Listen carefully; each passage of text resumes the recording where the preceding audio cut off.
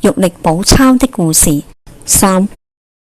第二節，辨明世間唔全的部分。1. 枉死城的因緣。酆都大帝說，枉死城圍繞在本殿的右側，世人總誤認為凡是受傷、冤枉死亡的鬼魂都歸入此城，這種謠傳遍傳誠實，即非聖事。其實冤屈而死的人，哪裏能再加以無辜的苦刑？事實上是冤屈而死的鬼魂，各等到害死他的兇手。死亡拘拿到案之時，親眼看到兇手受到苦刑，心中的憤恨方可消除，才能轉世投生。而此被害冤死的鬼魂重新投生之日，方將兇手提出，解發各殿的地獄，按其罪惡收禁去受刑。並非所有被害冤死的鬼魂一概收入枉死城受苦。假若是忠孝節義的人，以及為國犧牲的軍人，這些人有的已因其節操之英烈，早已成神，至少也隨其善業發往福地投生去了，哪有進入枉死城中受苦的道理呢？ 2.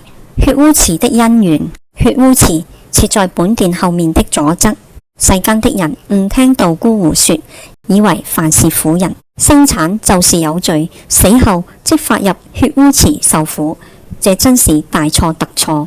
婦女生產是天經地義的事，即使難產而突然死亡，絕不會因她的屍軌污穢而發入此池。發入此池的罪過有： 1. 生產後未超過20天就接近井灶洗滌衣服，將血污之衣曬晾在高處，污穢了神明，此罪應歸一家之長的有3分罪，婦人則有7分之罪。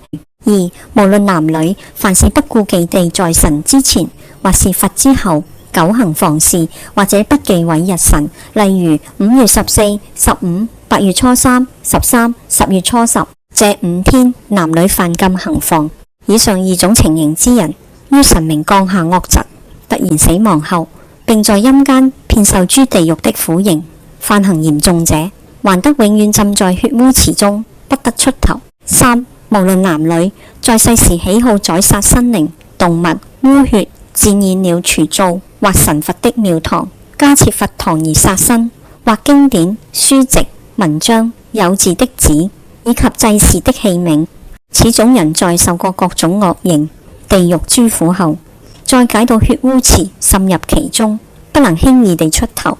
如果陽世的親屬能夠有人立下大願，代為戒殺買生靈放生，放生的數目足夠之時，再如數供養神佛，並且禮拜曾經遭血污穢的冰杉，方能超脫他在地獄的苦刑。 3.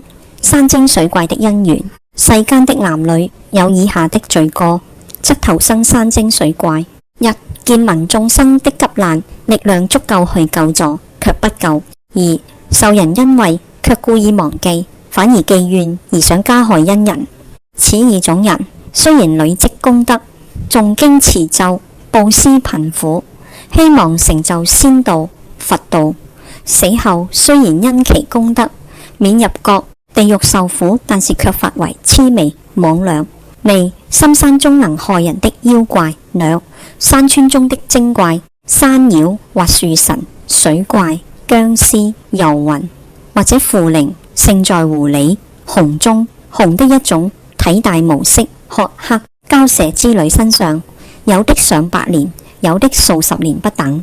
假如能夠醒悟以前的過錯，盡力助人急難，知恩報德，借此修養眾善，就能回到本地並投生福地。反之，假如佛為山精水怪之後，不好好地修煉形跡，反為運用怪力迷惑世人或驚嚇世人，在作蟲的罪惡滿盈之日，必遭雷電擊斃，化為賤，賤鬼死為賤，永世不得超生。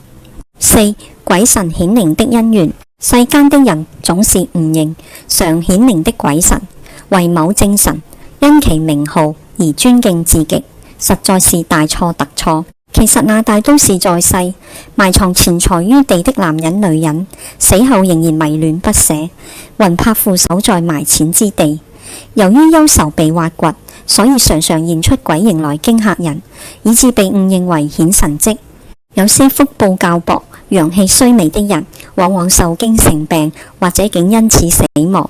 其實這些陰魂許多是前朝之人，由於生生世世愚痴，不悟世間無常之理，才執迷如此陰間的神明鬼卒。因為念在他在世時沒什麼罪過，所以仍然聽任他管守生前的錢財，這是名副其實的財奴鬼。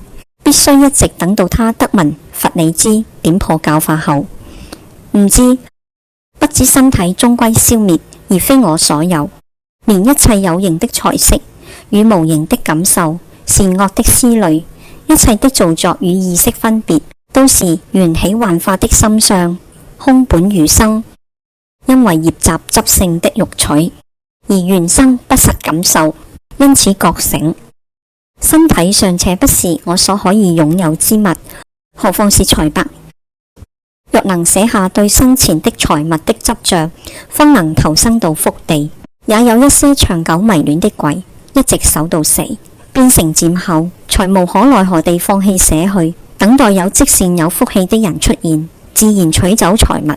世間上的人，假若聞見鬼怪出現的處所，能向鬼神立下重誓，並加禱告，願意將取得的財物3%替你作功德，積冥福，再將3%代為買生靈放生，1%贈送貧苦之人，3%歸自己享用。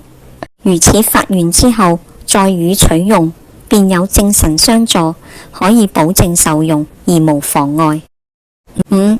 當兵與當賊戰死的不同報應。凡是陽世時觀享當兵的人，自從奉令出發剿除叛亂的當日開始，假若能實心努力作戰，從未行反、奸淫、縱火、有害民間的罪事，這種人雖然戰死，身首分開，屍骨拋棄零散，即使以前曾犯過錯，陰屍一概免於受苦刑，仍然准許完全恢復原體。從第一殿點冥完，立即交給第10殿，發往福地，投生為男為女，一輩子平安吉祥，得到善終。假如是械鬥打架，互相兇殺而死，或者作賊行兇時因作亂而死，此等人死後皆罪加一等，各照生前所犯罪事，進入各地獄去受苦。待續。多謝大家，請大家幫我點讚同埋訂閱，鼓勵我做更多影片俾大家睇。多謝。